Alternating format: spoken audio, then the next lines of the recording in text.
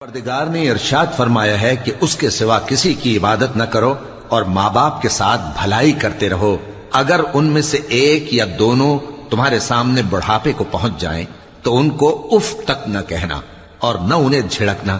اور ان سے بات ادب کے ساتھ کرنا، اور عجز و نیاز سے ان کے آگے جھکے رہو اور ان کے حق میں دعا کرو کہ اے پروردگار، جیسا انہوں نے مجھے بچپن میں شفقت سے پرورش کیا ہے تو بھی ان کے حال پر رحمت فرما، جو کچھ تمہارے دلوں میں ہے تمہارا پروردگار اس سے بخوبی واقف ہے،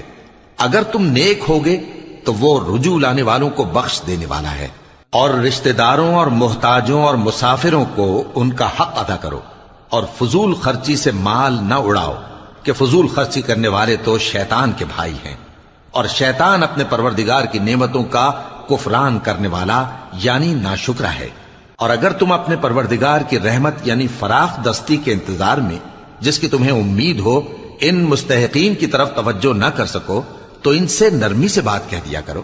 اور اپنے ہاتھ کو نہ تو گردن سے بندھا ہوا یعنی بہت تنگ کر لو کہ کسی کو کچھ دو ہی نہیں، اور نہ بالکل کھول ہی دو کہ سبھی کچھ دے ڈالو، اور انجام یہ ہو کہ ملامت زدہ اور حسرت زدہ ہو کر بیٹھ جاؤ۔ بے شک تمہارا پروردگار جس کی روزی چاہتا ہے فراخ کر دیتا ہے اور جس کی روزی چاہتا ہے تنگ کر دیتا ہے،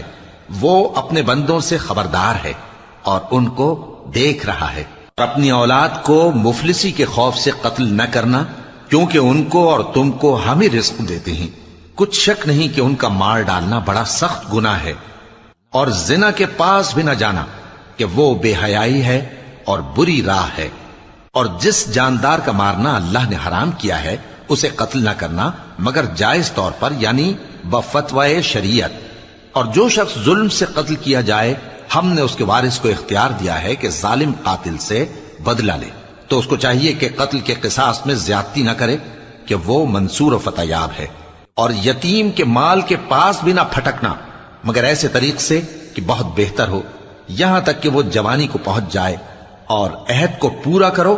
کہ عہد کے بارے میں ضرور پرسش ہوگی، اور جب کوئی چیز ناپ کر دینے لگو تو پیمانہ پورا بھرا کرو، اور جب تول کر دو تو ترازو سیدھی رکھ کر تولا کرو،